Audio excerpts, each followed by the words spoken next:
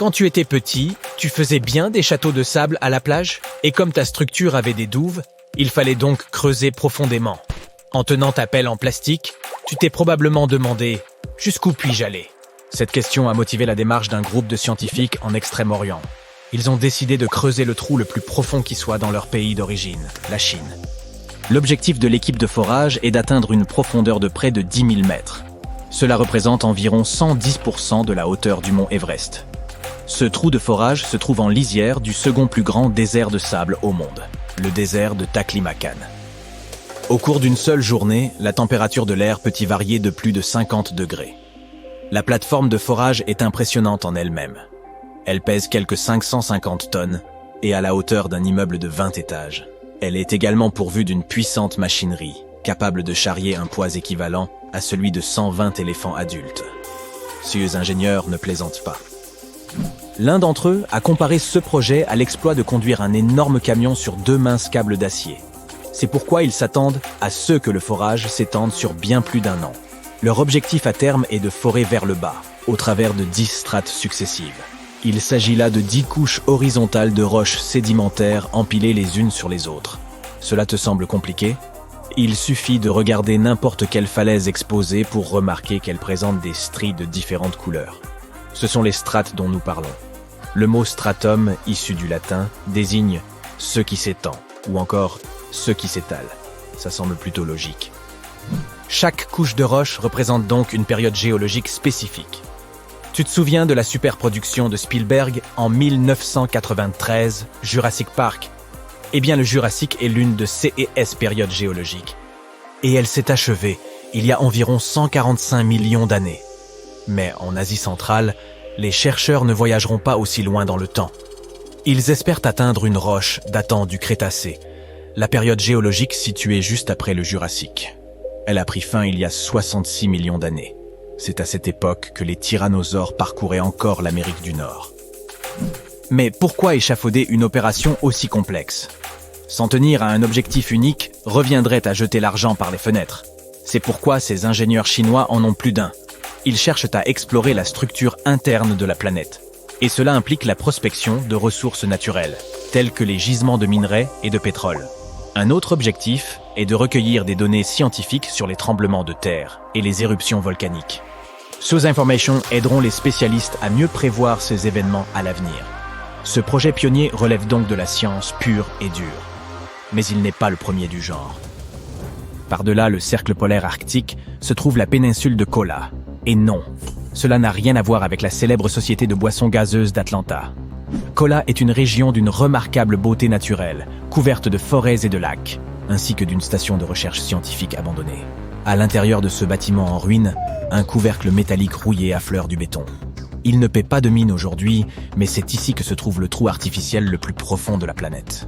Il est plus profond encore que la fosse des Mariannes, et c'est 11 000 mètres, le point le plus profond du globe. Les chercheurs l'ont foré pendant près d'un quart de siècle. Le projet a débuté en 1970 et s'est achevé en 1995. Mais si tu te rends dans cette région proche de la Norvège, tu ne seras guère impressionné par le puits. Il ne mesure que 23 cm de diamètre. Il serait impossible de tomber dans une ouverture aussi étroite. Et malgré les chiffres, ce trou est assez peu profond à l'échelle de notre planète. En effet, la mèche n'a traversé seulement qu'un tiers de la croûte terrestre. Je m'explique. Tu te souviens des strates géologiques?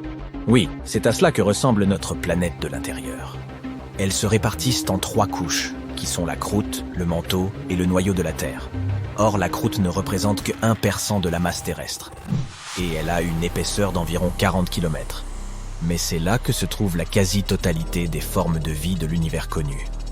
Plus on s'enfonce dans le sol, plus il fait chaud. Et à l'endroit où la croûte rencontre le manteau, les températures atteignent un maximum de 400 degrés Celsius. C'est brûlant.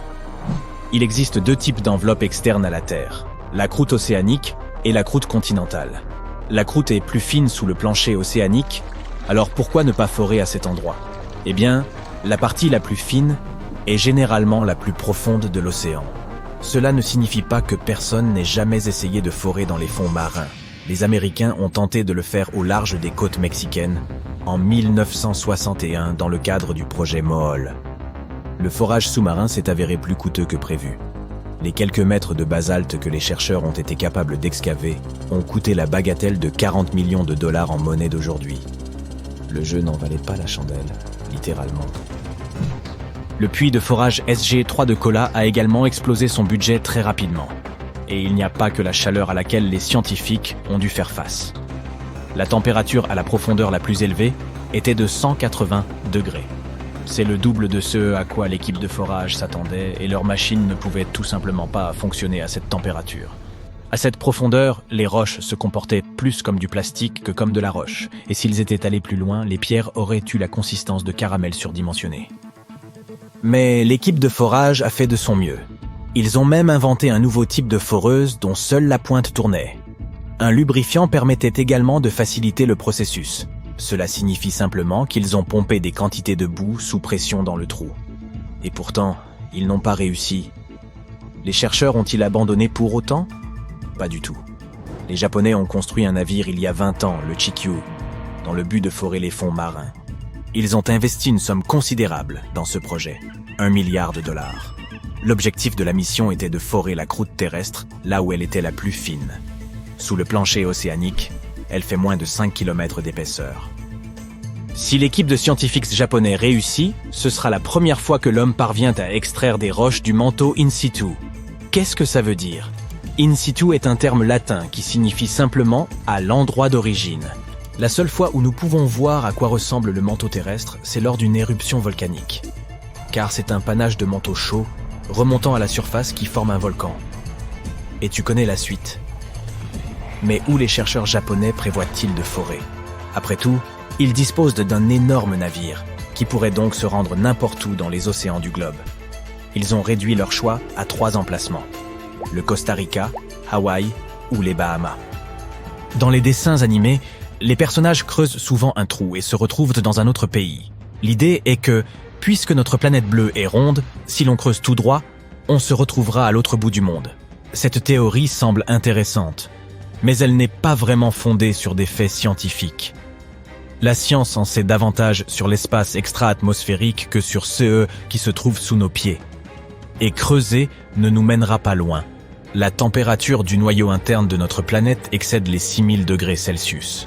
Les matériaux les plus résistants à la chaleur que l'humanité ait mis au point, à savoir le carbure de tantale et le carbure d'hafnium, résistent à environ 4000 degrés Celsius.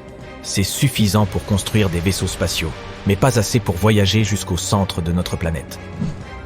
Mais le célèbre roman de Jules Verne, Voyage au centre de la Terre, deviendra-t-il un jour réalité ? Pour l'instant, nous ne pouvons que l'imaginer. Le vaisseau qui emmènerait quelqu'un au centre de la Terre devrait d'abord être très bien isolé.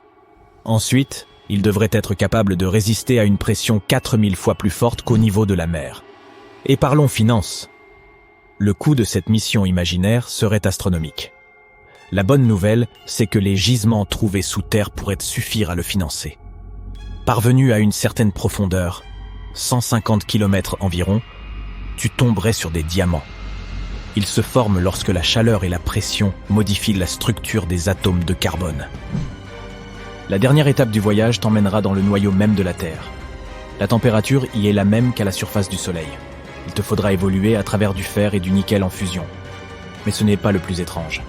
Le noyau externe possède une faible gravité. L'essentiel de la masse de notre planète se trouverait derrière toi, et la force gravitationnelle tirerait donc ton vaisseau vers l'arrière. Les futurs voyageurs à destination du centre de la Terre feraient pas mieux de mettre le turbo, car ce serait là le seul moyen d'atteindre le noyau interne de la planète.